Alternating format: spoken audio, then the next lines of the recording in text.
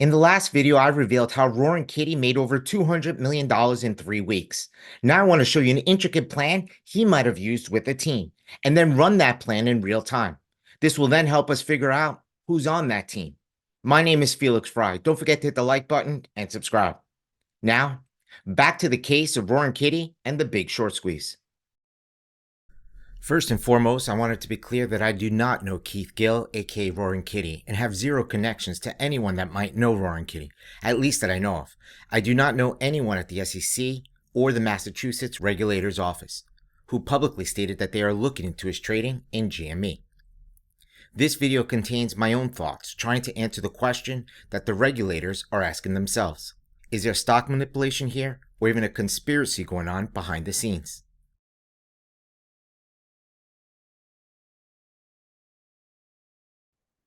Look, if Roaring Kitty was going to commit stock manipulation or a conspiracy, he was going to need a plan.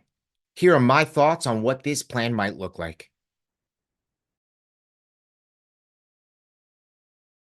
With any plan, you need a goal. The goal here is to create a short squeeze in GME stock and profit from it. There are investors who short stock, meaning they will profit from a move lower in the stock price. With any heavily shorted stock like a GME, a short squeeze starts with a rise in the stock price that causes losses for the shorts. Big enough losses causes the shorts to cover. Too much covering can cause panic or forced buying, which in turn can move the stock price even higher. Being long the stock during a short squeeze is profitable. To increase potential profits, one can use leverage with stock margin, or more leverage with options. If they choose options, they can create maximum leverage with out-of-the-money options. If Roaring Kitty was going to commit stock manipulation or a conspiracy, the second part of the plan will require him to use his influence and the aura around him to increase the excitement and in turn, the demand for GME stock. On any given day, stock prices are simply voting machines dictated by supply and demand. If Roaring Kitty can get investors to buy GME via stock or options, this would put upward pressure on the stock. How much pressure? Let's assume he can get 500,000 investors to buy 100 shares using stock or options. That could create 50 million shares of buying pressure on the way up. 1,000,000 investors, and that would be 100 million shares. So yeah, he can create a significant amount of demand. Now, with a goal and a strategy to use his influence, there would be 3 phases to the plan. If Roaring Kitty was going to commit stock manipulation or a conspiracy, phase 1 would be where Roaring Kitty could make a lot of easy money. Because in phase 1, you get maximum impact with the element of surprise. Making a lot of money then opens the door to phase 2 and 3. But phase 1 likely needs a team. A group of people that would gladly help the plan because they will make a lot of money themselves. How many people? Well, it depends. A smart person would keep the team small, with people they can trust because they know that this is the one area where they are most vulnerable to law enforcement.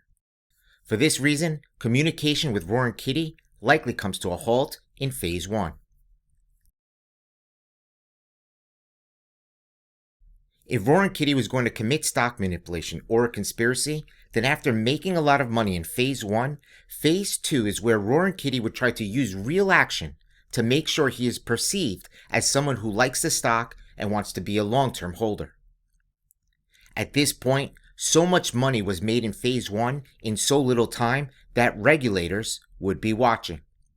He cannot make this look like a hit and run, or it will increase the chances of getting caught.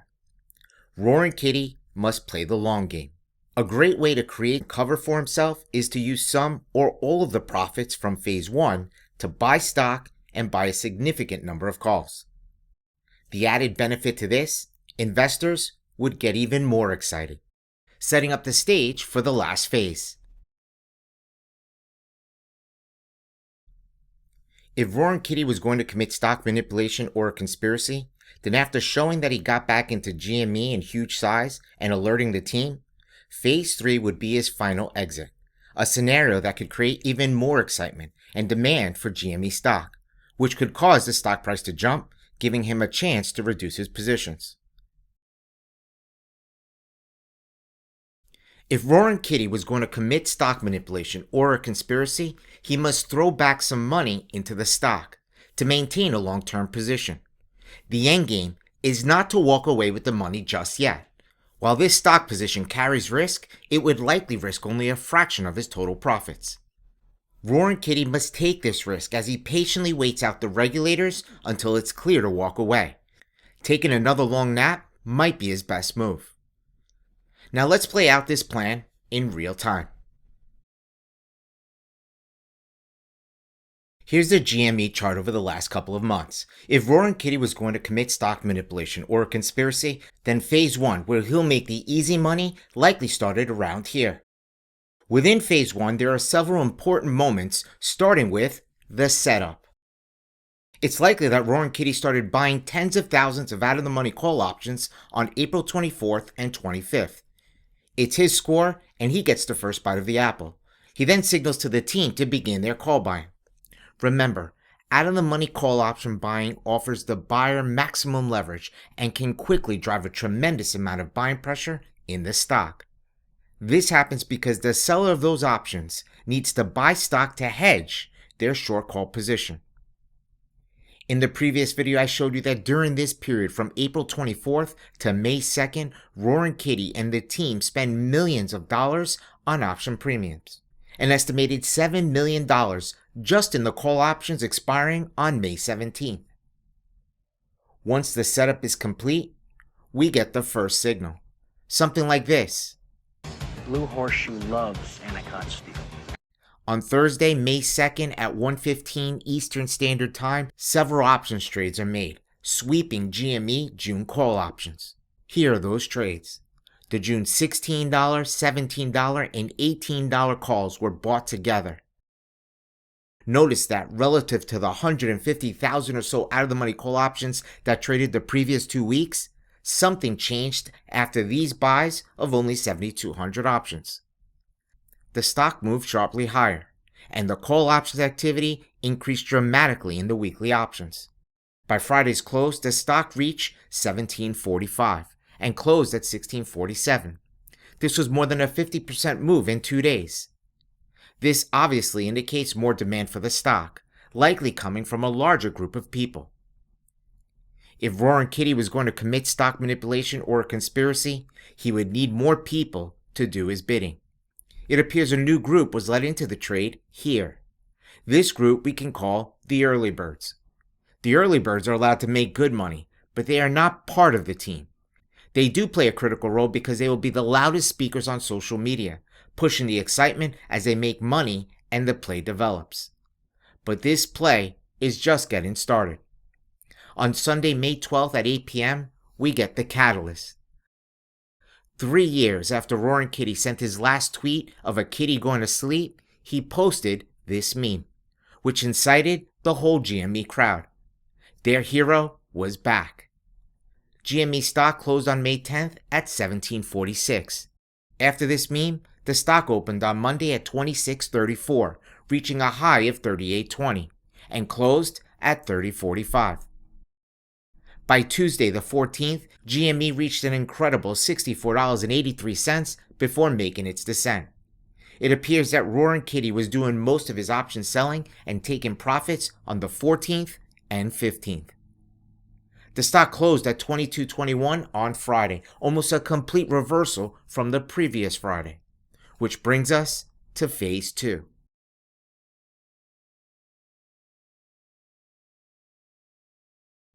If Roaring Kitty was going to commit stock manipulation or a conspiracy, he would need to be very careful to cover his tracks. At this point, Roaring Kitty, the team, and the early birds would have made hundreds of millions of dollars in phase 1. This certainly will wake up the regulators. As I stated earlier, running for the hills here with hundreds of millions of dollars in profits wouldn't look good. Roaring Kitty needs to get back in GME to maintain the storyline, which he may need to repeat at a later date. Yes, I made a couple of $100 million, but I kept buying more stock because... As for me, I like the stock. I'm as bullish as I've ever been on a potential turnaround for GameStop, and I remain invested in the company. During the next 2 weeks from May 20th to June 2nd, the GME June 21st $20 call options started lighting up. You can see the totals here. Can you spot the signal? The same buying pattern was used like the first time. Accumulate some, then give the second signal. On May 22nd, it appears that Roaring Kitty bought 60,000 GME June 21st $20 calls. It outsized every other day of purchases during this 2-week period. So if you needed to quietly pass a clear signal, this is one way to do that. But why would he do that? Remember, the signal allows the team to also buy GME options. And more out-of-the-money options helps cause buying pressure if the stock increases, as I described earlier. Roaring Kitty wants to add more buying pressure to increase the momentum of the stock. Once enough time is given to the team and the early birds are in, we get a catalyst. On another Sunday evening at 8 p.m., June 2nd, we got the second catalyst, a double whammy. Roaring Kitty posted an image on X of the green reverse Uno card, which indicates that it's time to reverse play. In this case, his followers would take that to mean that the stock is heading back up. He also posted his trading account on Reddit for the first time since 2021. 5 million shares worth $115.7 million and 120,000 of the June 20 calls worth $65.7 million, along with $29 million in cash. Why do you think Roaring Kitty picks Sunday evenings for these catalysts to incite his followers? Well, it worked. Kind of. The stock jumped from a Friday's $23.14 close to open at $40 and a penny on Monday. GME fizzled out immediately at 40.5 and closed down at 28.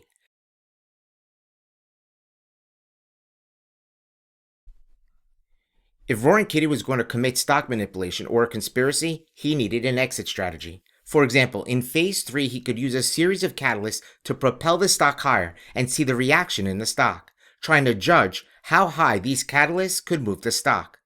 GME's reaction to revealing his brokerage account was fairly weak. Not wanting to lose momentum, he needed another catalyst.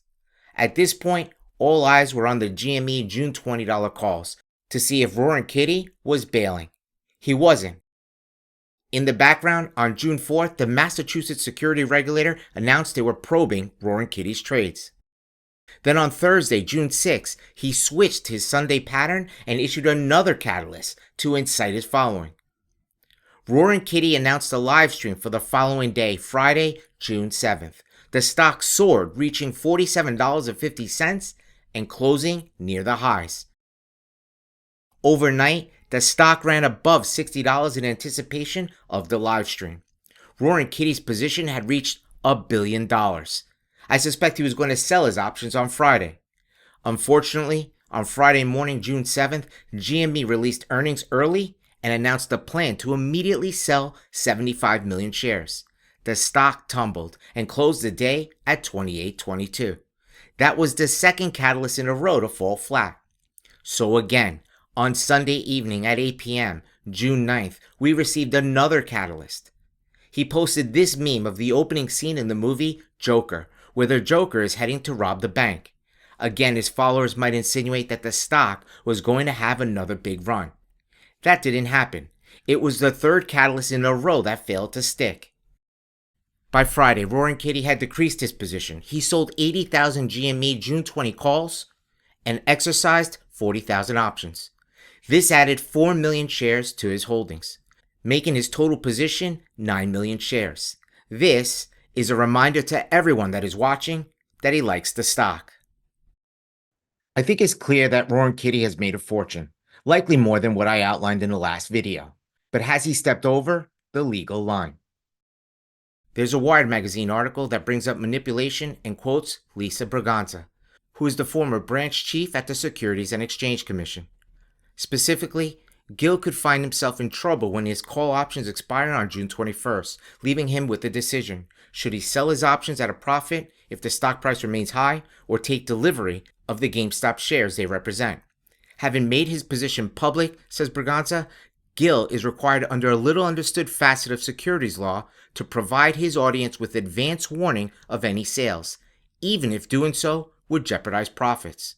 The problem is when you change your position, says Braganza. Before you sell, you'd better tell the marketplace. Most people on social media don't think that way. The initial social posts are not the thing that is going to get him in trouble. It's the stuff we can't see. Roaring Kitty sold and didn't tell the marketplace before he sold. That seems to be a fact, which opens the door for the SEC to act if they wanted to. And then there's still the lingering question, did he do this on his own? Remember, the SEC needs to find only one person to say they were part of a bigger plan or scheme for them to potentially bring a conspiracy case against Roaring Kitty. Where might they find this person? Well, Roaring Kitty might start singing if the SEC charges him for manipulation first. But there are other ways to figure out if there even was a team. Stay tuned for the next video.